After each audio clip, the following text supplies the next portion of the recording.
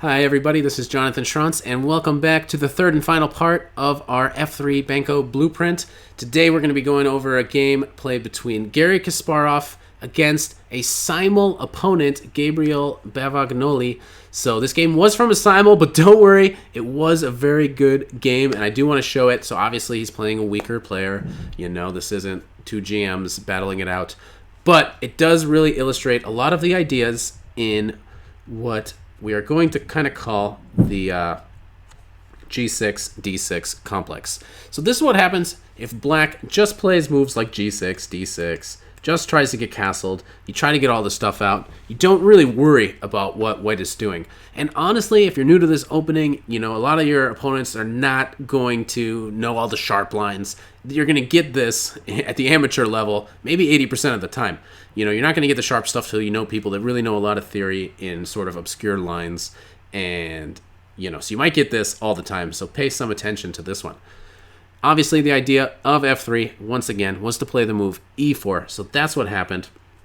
And then people will play D6 here. They'll play bishop to G7 here. But probably, since we are going to play E5, they're going to play D6 most often. And now, here's the interesting part about this opening. You would think knight to C3, most obvious move in the world, and probably a good one. Probably nothing wrong with knight to C3. But here's the blueprint. Just to keep a lot of pressure, knight A3 with the idea of the other knight coming to C3. That's the main idea. Then bishop out, castles, and we're going to see. Watch also what he does with this bishop and what he does with these pawns. You know, pay attention to these guys. Garry knows how to use them. So knight A3 played. Again with the idea of knight D2, knight C3. And that's our pawn. We're just protecting it now so we can play knight to E2. Okay, black's just castling, not too concerned about what white is doing. So white got his ideal setup. And after some recapture, well, we'll just see what happens. You take back with the knight. Another idea is to play A4, and very often a move like rook to A3. This is part of the blueprint. Now, bishop to D7. Okay, many possible moves, but okay, A4, big part of the blueprint. That's our passer. You can't just force him. You can't just throw him now down the board. But A4 to enable rook A3 is a very good idea. Right now, this rook is unprotected. So every now and then, there is a tactic here. You know, if this knight is only defended one time or something, there is a rook behind here, so you got to watch out. There is a little tactic that's possible. So sometimes you need rook to A3. But after knight to A6, okay, A4 has a little downside. The knight can go to B4. Excellent. Bishop to C4. This stops a future move. Like sometimes this pawn wants to go to C4, and then this knight can hop into these light squares. That's a possibility. So putting the bishop on C4, not a horrible idea. Knight goes in, castles, knight E8. Another common idea. The idea is to try to remove some of these pieces. Black actually wants to trade a little bit to get access to the queen side. If you can trade off some of these key defenders over here, you might be able to swing the rook in, swing the queen in, and get a lot of pressure on the queen side. But in the game, bishop E3 played, and the idea is queen to D2, very often setting up this little common motif of trying to get rid of the fianchettoed bishop. So knight to C7, that was black's idea behind his previous move. Queen to D2, and if knight takes, you can simply replace it with the other knight. Notice the queen on D2, also doing a good job protecting that B-pawn.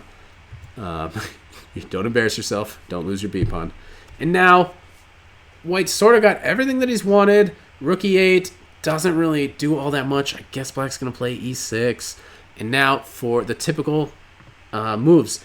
And in the structure, one thing you can do is you can play F4 with the idea of E5, or you can play F4 with the idea of F5 without E5 on the board, which is actually what happens in the game, and you can get kind of an attack. So those are two main ideas with this pawn structure. And notice how we really stopped black. This guy's not going anywhere, so it's much easier to play white in this kind of position. You have the plan, you can do stuff, and it's not easy for black to get anything going. So F4, queen to B8. Okay, the queen's going over there, getting some pressure, whatever. And F5, that's the most aggressive, that's the attacking move. Not just trying to break in the center, but actually playing for a big attack. And there's a lot of good tactics with those pawns. So I think Garry has seen a few classic games. He knows there's some amazing breakthroughs. He knows there's some good stuff there. Knight a6. So basically we have here just somebody just passing the pieces around, not quite sure, not coming up with any constructive plan. And it's hard to blame black. This is not easy at all. Like, what do you do? White is just sitting on top of you. Bishop goes in. Let's try to trade those guys. Okay, here was black's idea. Trade the knight. Took you a lot of time. Took you a lot of time to do that. Let's take the bishop. Pretty much better take that guy. Knight to c3. No trade. No trade. Very interesting move. And there is an idea. This knight is going somewhere. Start thinking about it. Knight c3. That's ridiculous. That's ridiculous. Where are you going to go? Queen b4. Attacks the bishop. b3. Protects it. This is a very normal pawn structure on the queen side. This just sort of locks it down forever. Obviously, there's this little pin here, but there's no way to attack the knight, so everything's fine over here. f6. f6 played. Getting out of the pin. Just sidestep that. Hard to play as black. He came up with rook h8. Garry takes his time. Look at this. Just take your time. Black has no goals here. What is he going to do? And now, this is the big moment. I love this move. All-star move. Best move of the game. Really great move. And how's white going to break through here? So think about it for a second. This is the critical moment. What would you guys play here as white? And then I wonder if you can figure out what Garry played. So, yeah, do pause. I will wait just a minute. I want to spend a little time thinking about it. I'm looking over at the chat, trying to see if anybody can come up with this one, because this is the most amazing move of the game. The move is e5. e5 played, clearing a square for the knight, offering the pawn two different ways, but you can't take it. You just can't take it in the game. So, B8, you're banned. You're banned from comments. No more suggestions from the chat. Bishop to e8, e5 played. If you take it with this pawn, guess what? Boop. We're breaking in. If you're going to take this, this is just a big break-in. Nothing good's going to happen here. A lot of moves could be played, but yeah. Knight still has this square. Other rooks are coming in. White's breaking through. There's also, we're taking here, and we're on this pawn. Oh my goodness. If you take this way, not going to let you distract me. There's many, many moves. I think this one is strong. Possibly this move was also very strong. And yeah, what are you going to do? Something like rook f8, queen g5 at some point. I don't know. At some point, you're probably going to have to start giving some stuff back. Just clearing a square for the knight. Super strong. He's breaking in. And when black says, okay, no big deal. Why don't you just close it up and kind of slowly crush me? Nope. We're opening up the game. We are going for the king now. Takes, just open, wide open. Check!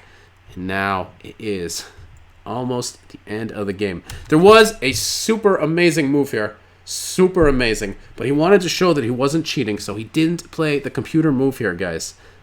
Really want to be Alpha Zero? You gotta play rook to d3. You gotta play rook d3, the fastest checkmate. And just, yeah. And this is going to lead to the fastest mate, something like here. Sorry. Oops. But yeah, okay. He played it the normal way. This also super duper wins, but it's like mate 17 instead of 6. But hard to fault the guy. And black made it kind of easy and resigned right here.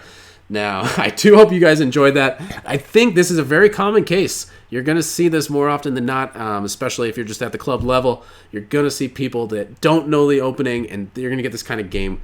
Follow the blueprint. Put the knight on a3. Put your other knight on c3. Slowly crush them. Pawn went to a4. Bishop went to c4. Play like Garry. Just bust open the center when they can't move. Strangle them. Checkmate them. Easy peasy. So thank you guys. This does conclude our lecture. I do have a fourth game. I'm only going to show it on Twitch, big Twitch exclusive. So please go over to Twitch and follow me there if you don't already, so you know when I go live and when I'm recording these videos in the future. A big thanks to everybody that's watching me on Twitch. And if you did like this on YouTube, please hit like, share, and subscribe. And I will see you for our next installment of The Blueprint.